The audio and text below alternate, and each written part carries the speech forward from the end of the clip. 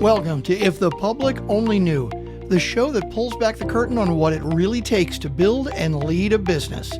Host Gary Cinderbrandt sits down with some of today's most dynamic CEOs, founders, and leaders to dig into their origin stories, hard-earned lessons, and the missteps that nearly derailed it all. These are unfiltered, no-hype conversations designed to inspire, challenge, and fuel your own journey. Now here's your host, Gary Cinderbrandt.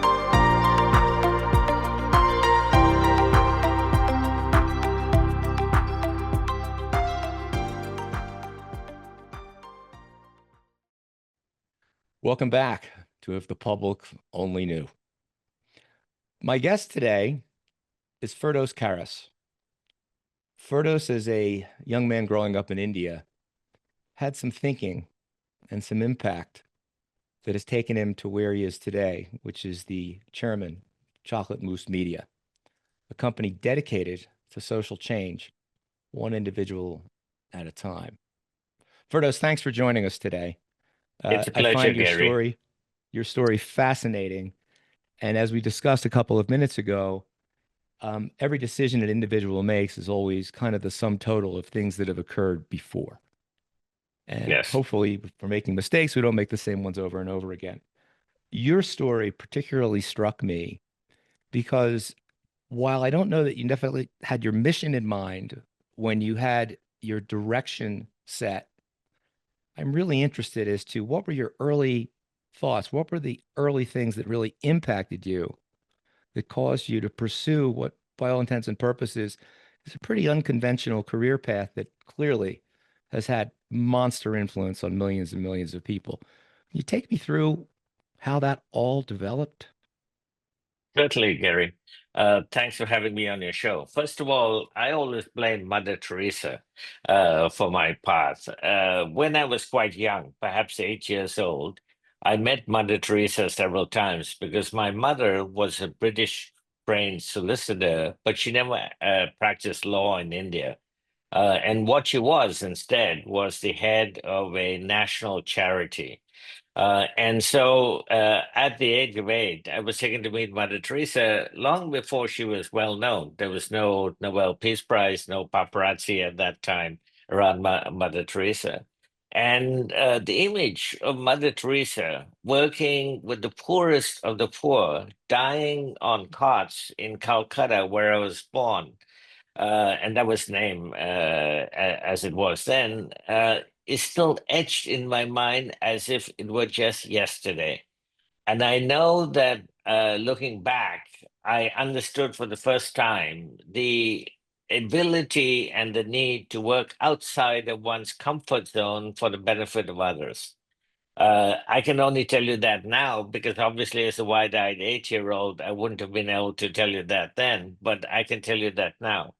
So from there, I then went to Bombay, as it was called then, and went to an elite high school. And at the elite high school, I started with my best friend a makeshift school in a slum.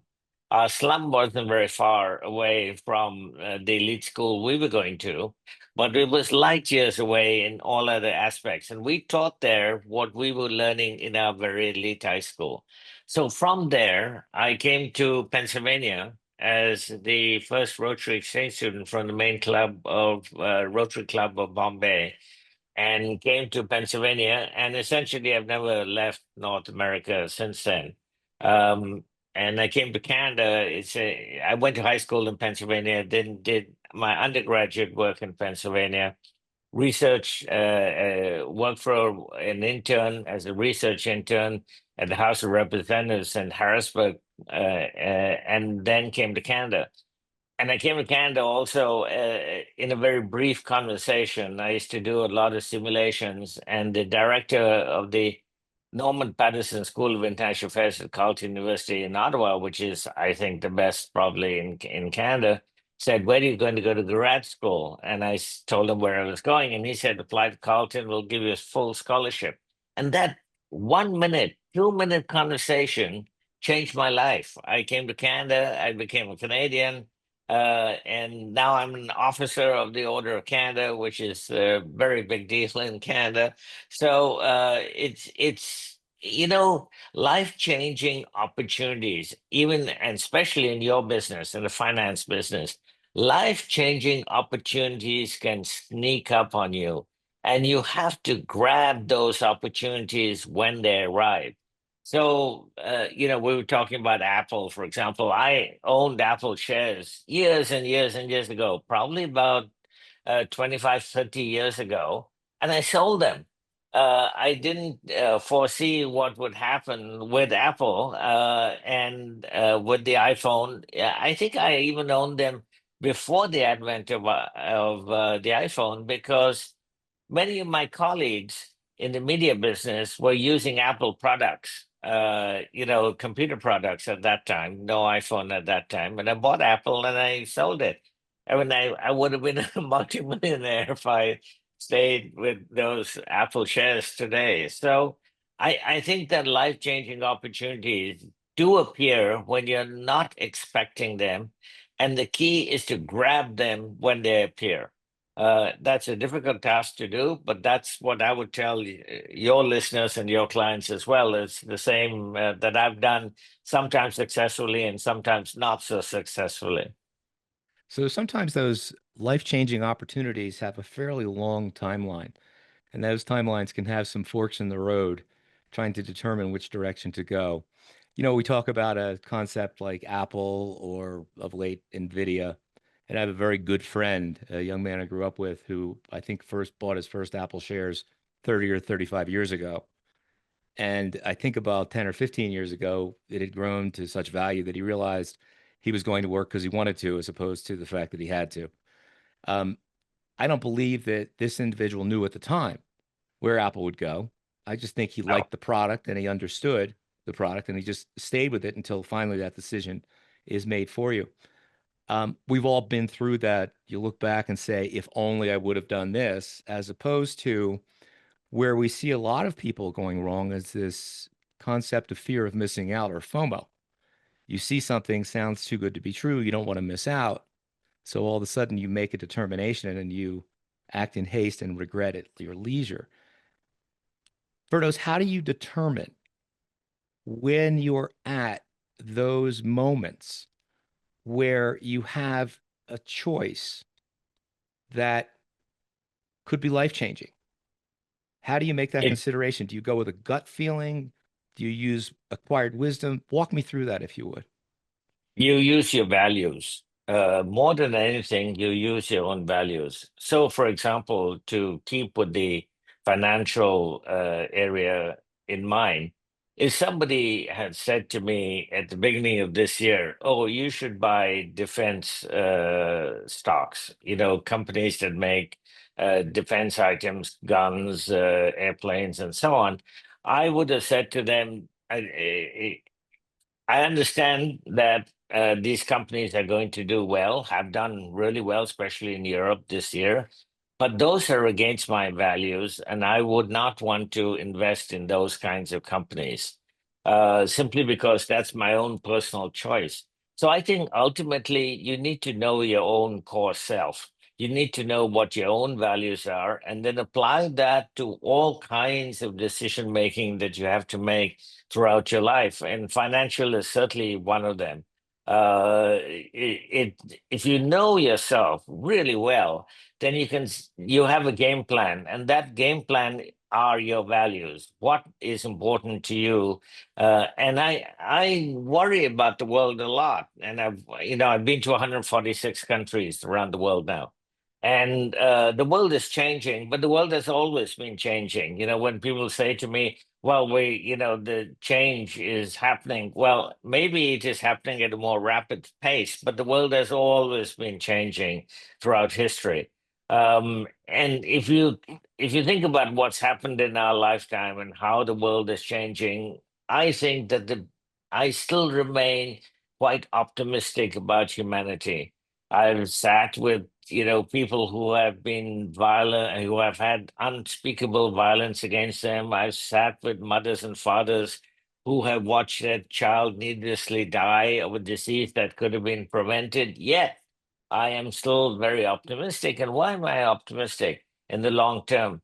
Because I think we have something unique that no other animal or no other species on the planet has. And in one word, that is creativity.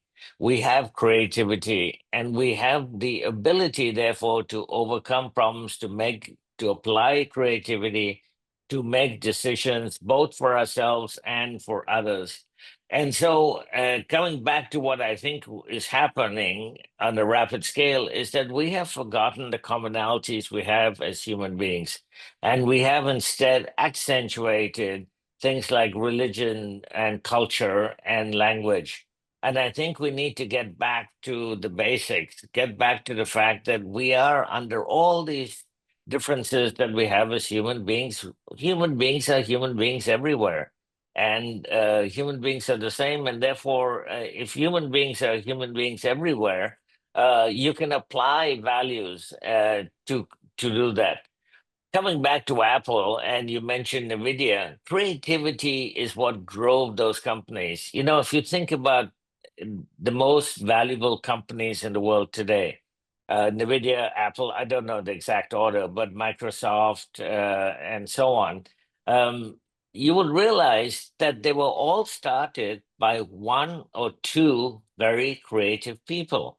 They are creative companies that are innovating almost on a daily basis. That's how they change.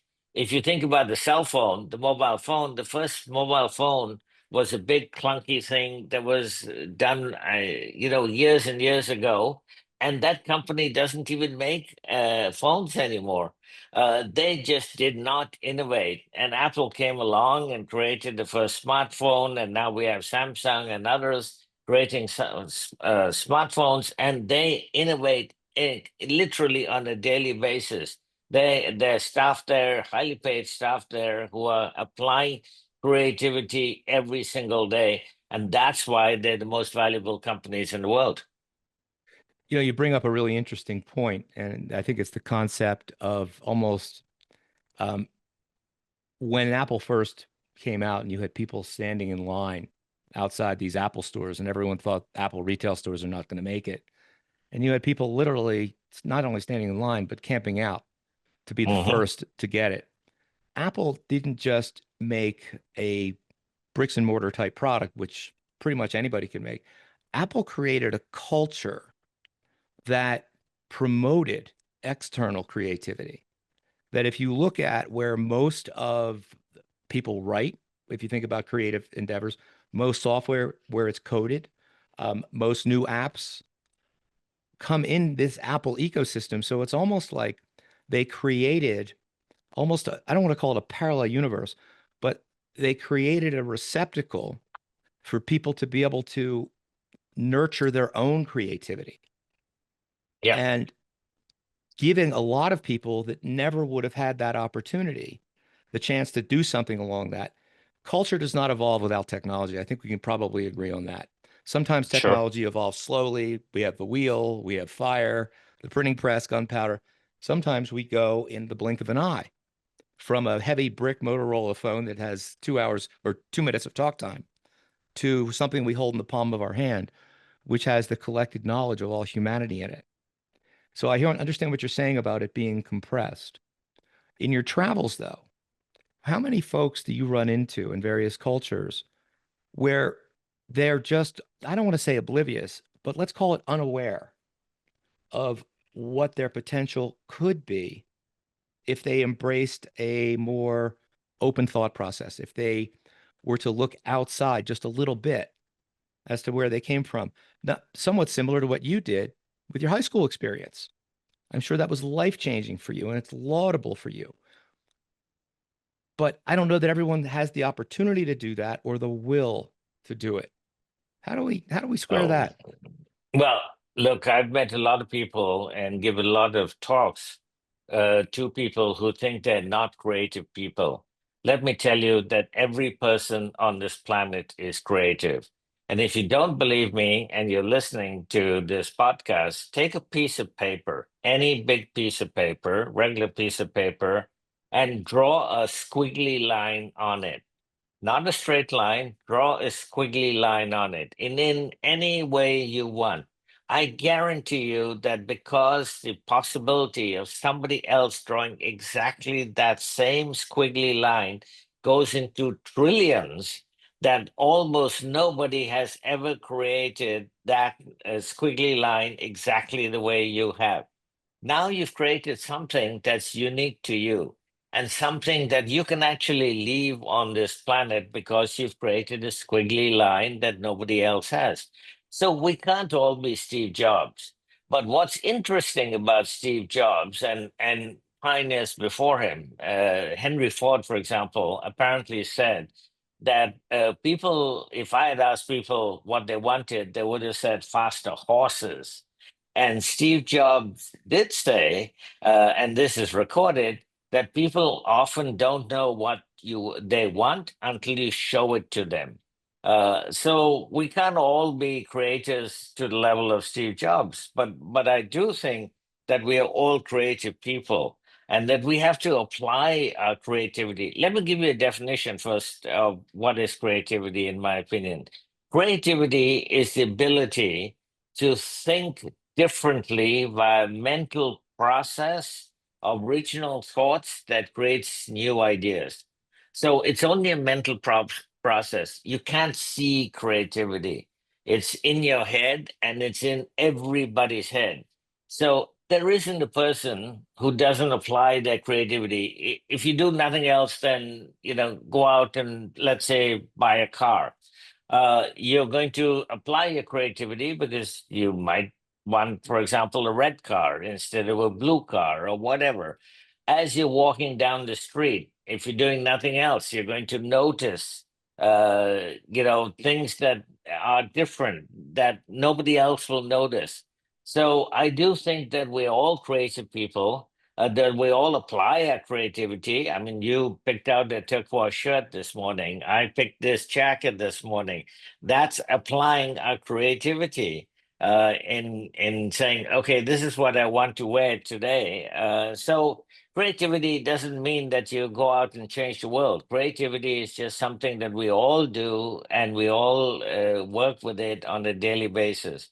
So everybody has to come to your question. Everybody has the opportunity to be creative.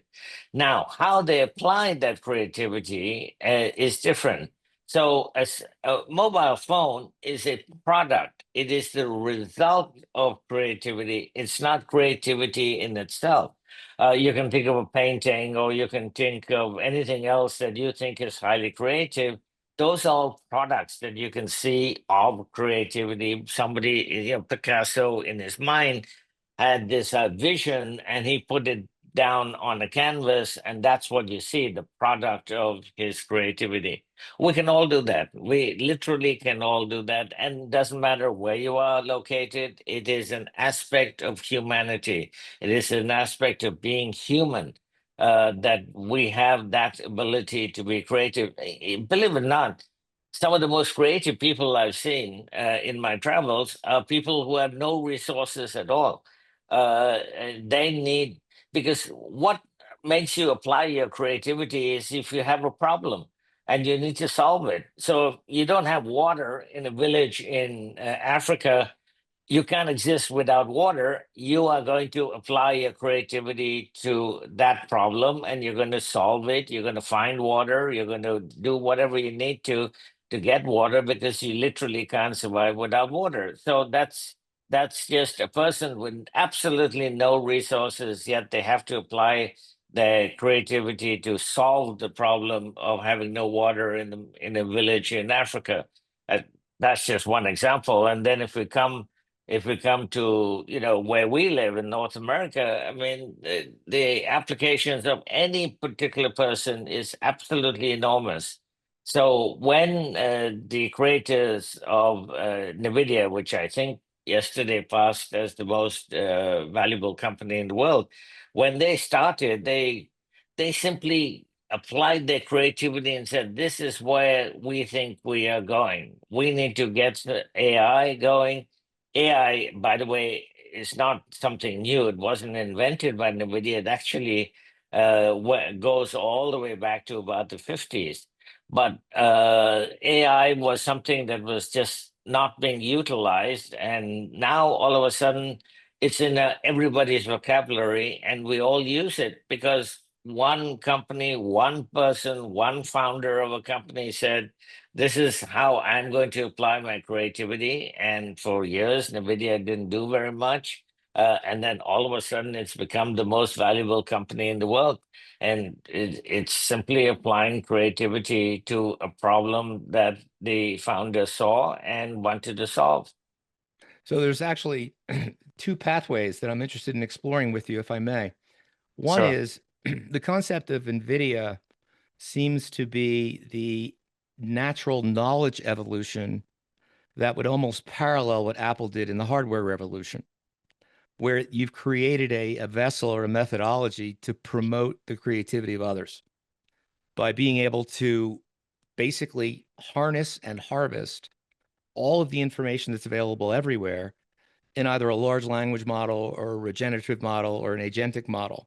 So Mhm. the ability to be creative in that regard starts to expand. In my own case, I'm building an application right now to assist financial advisors in identifying clients at a psychometric level or prospects at a psychometric level they would have a higher probability of success with. And it's not Mhm. you have money as an advisor or you have a product as an advisor and someone else has money. It's, do I share the same values? Do I look at the world in a similar fashion? Do we embrace the same human characteristics? AI does a marvelous job of doing deep research on a potential person you might want to contact and aligning them with who you are. I don't understand JSON. I don't understand Python. I can't write HTML. I can't encode anything, but I can talk to an application that's AI driven and watch the code Yeah. appear on the screen. So all of a sudden, my ability to take a creative idea and instead of spending hundreds of thousands of dollars to hire an engineer to write it, I can talk to my screen. It's going to write it for me. So we have that embracing of creativity. However, despite the fact that that's available and I'm pursuing it, there are times if I'm debugging something in the application and I'm working on it for 8 hours and I can't get it, I can't just walk away. I've got to come back the next day and stay with it. And this takes me to my real point. It's wonderful to be creative. I could not agree more. We use our creativity to solve, for the most part, near-term problems. How do we meet the bills Mhm. at the end of the month? How do we get the water if we don't have any? But if you have this creative spark, this idea that's out there, but you don't have the mental bandwidth to bring in, I think, that one unique characteristic or characteristic very few people choose to embrace, it's this concept of grit, this concept of when you were in high school and you started to chart your path, you realized where it was. You didn't know how you were going to get there, but you knew that was the path. And I'm Mhm. certain that there were deviations or squiggly lines along the way. How do There we were. how do we basically take this concept of being committed to an outcome that we don't understand what the individual moves may be along the way, but we're absolutely committed to get it, even though we get knocked down, we've got to get back up. How do we develop the grit, the mental toughness to be able to embrace that ultimately creative idea, which I believe is what's being represented by where you are today? It's a very. Oops. Oh, sorry about that. No worries. It's a very, very important question. Um, let me first say that you need certain things to be a creative person. You can be a creative person, you are a creative person, but to apply creativity and to get something. So the first thing you need is a creativity enabling environment. You can have the most brilliant idea, but if there's nothing you can do with it, then you can't apply the creativity. Second thing I would say you need, and these are, it doesn't matter if you're just talking about your personal relationships or your work, or you're starting a company or you're leading a company. It doesn't really matter. You need a focus on innovation. I think that has shown, it's been shown over and over and over again that companies, in particular, for example, we use the cell phone, mobile phone, as an example, where the first company that created it, Motorola, doesn't really make phones anymore, and Apple and Samsung have taken over. Next, you need creative freedom. And this is really important because you need the ability to fail. If you want to be a creative person, and if you're in a company or even in your own personal life, you have to have creative freedom and you have to have the ability to fail. If you can't fail, everybody has tries to be creative, but not many people have the ability or the creative freedom that they need. I have a joke about 7-Up, and I have no idea how 7-Up came to be called 7-Up, but I'm hoping that the answer is that the creator had 1-Up and 2-Up and 3-Up and 4-Up and 5-Up, and those didn't work, and suddenly 7-Up worked. So you need creative freedom. Then you need the ability to be treated with respect. This especially if you work in a bureaucracy, if you work for the government of any country, or provincially in Canada or the States in the US. You need the ability, you need to be treated with respect in applying your creativity. It doesn't matter what company you're in, but if you think that your boss is going to fire you, or you're never going to get promoted if you apply your creativity, that's not an environment that's going to allow you to keep going. Then you must assume multiple roles. I'm I'm just one person. I own my company 100%. There's nobody to take out the trash. If I have to take out the trash, I'll take out the trash. And, the next moment I might be speaking to some leader of a minister or somebody like that. It doesn't matter. You need to assume multiple roles. Then I would say you need supportive relationships. If you want to be a creative person, you must have relationships that support that.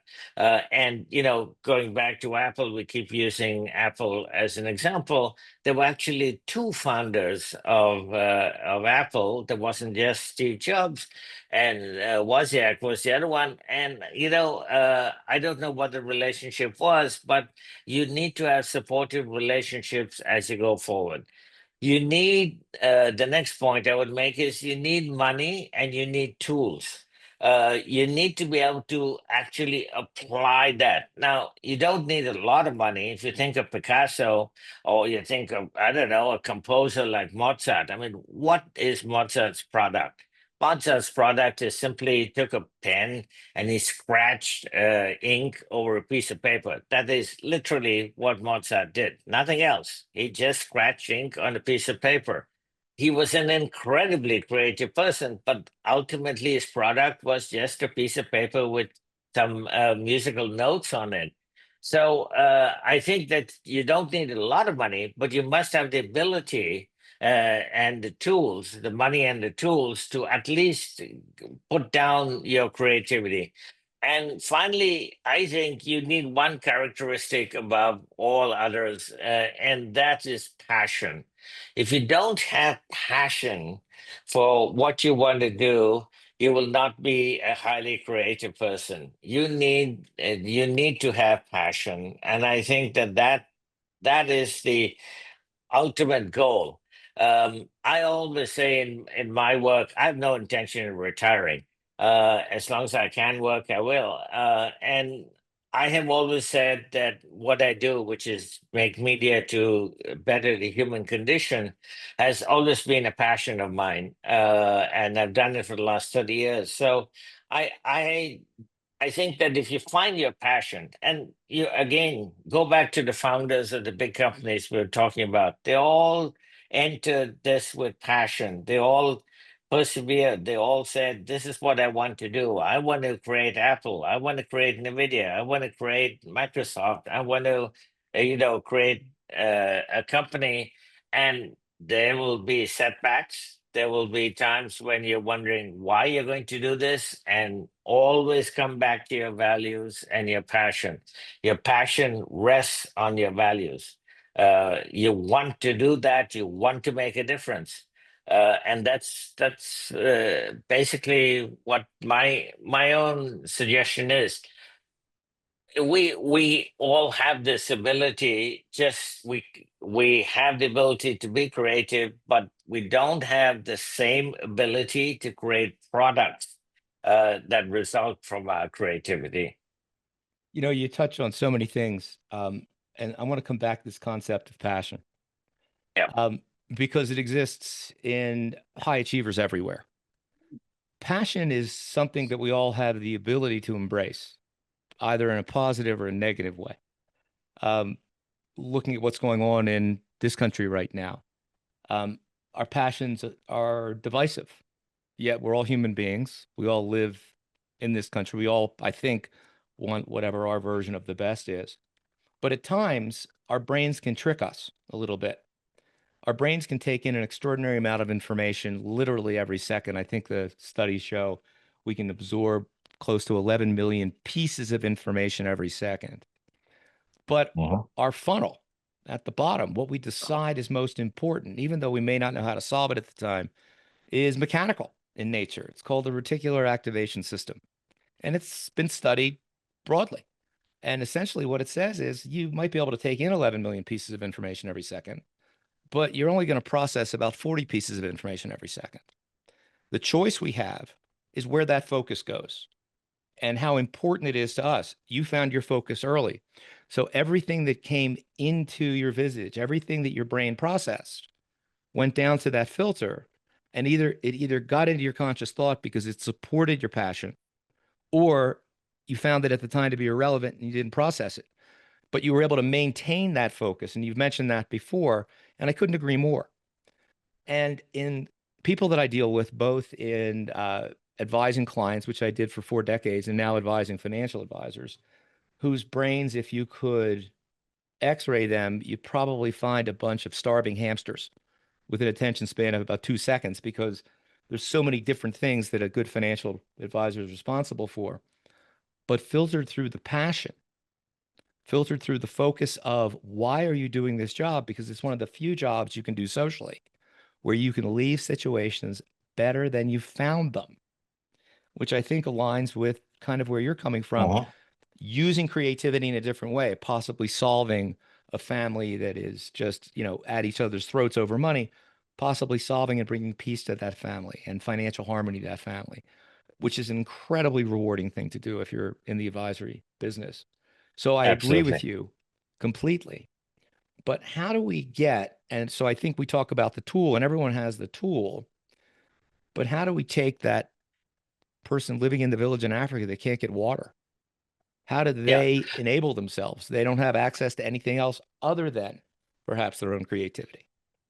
But that is key, their own creativity. I think that many development, to continue with that analogy, many development schemes have failed simply because they haven't taken into account the African, person who doesn't have water. They never asked him, well, what do you think is the solution to this problem? They simply imposed a solution which quite often, frankly, didn't work.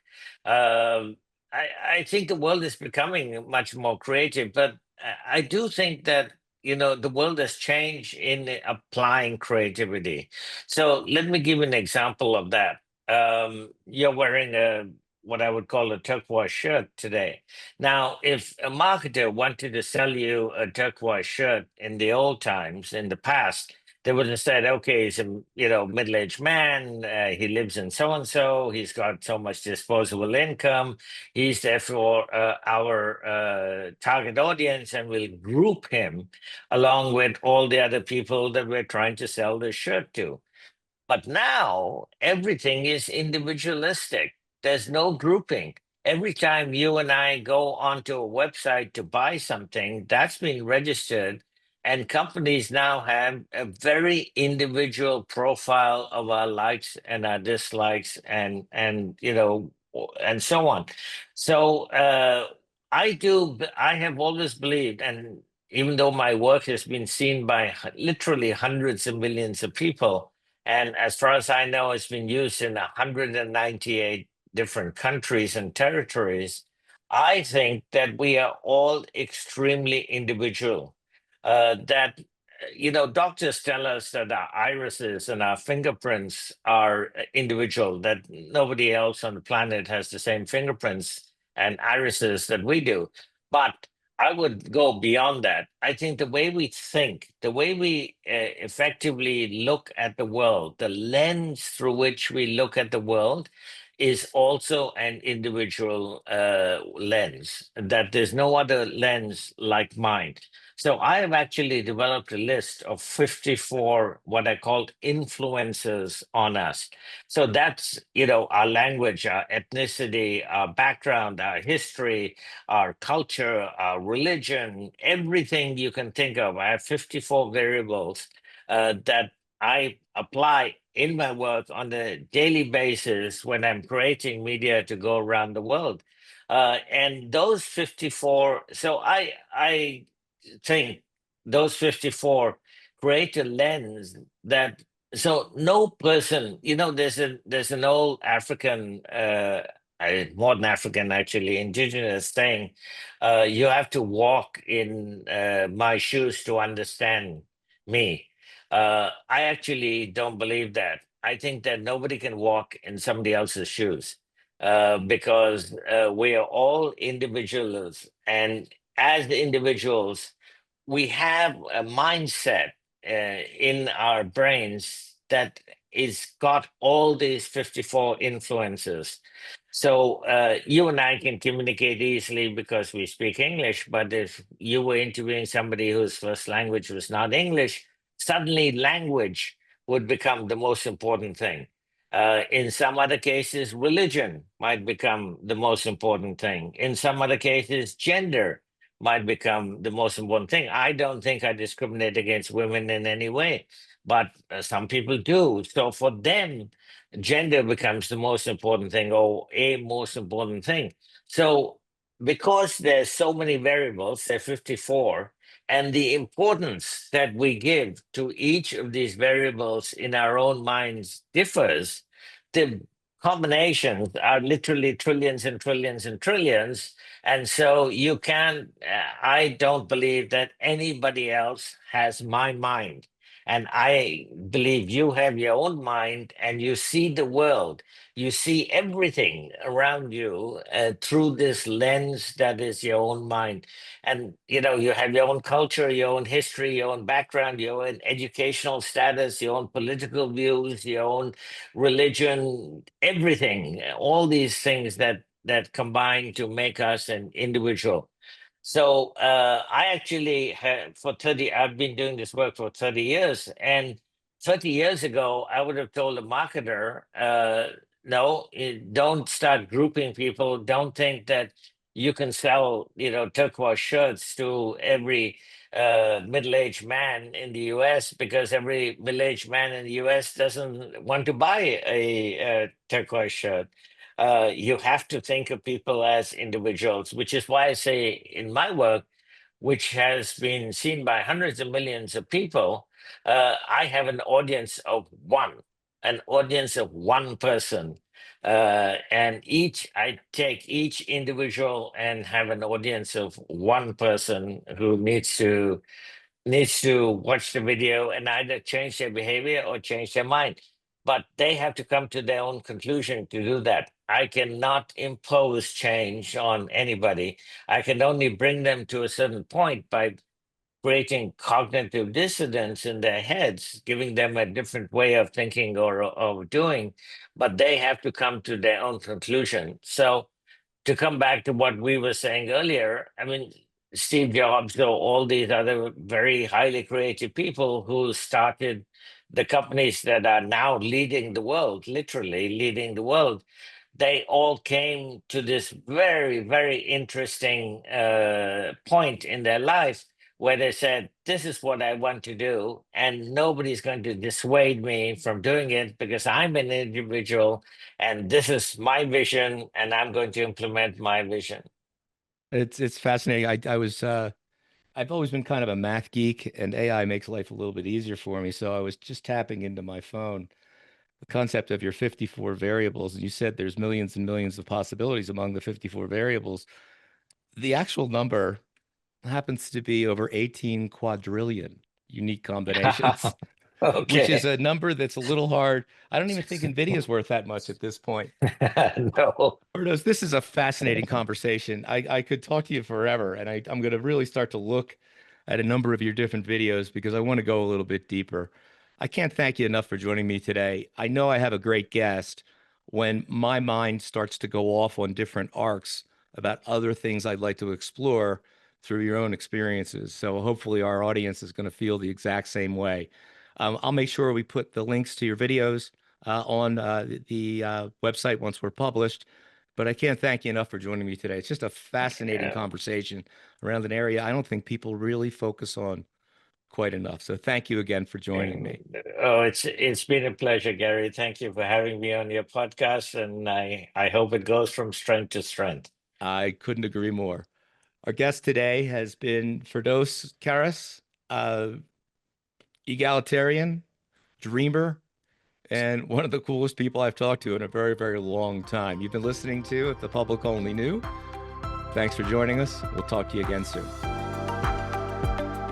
Thanks for tuning in to If the Public Only Knew. Don't forget to follow the show and share it with anyone who's ready for the real, raw stories behind the business successes. Join Gary next time for another powerful conversation that will leave you inspired and ready to take action.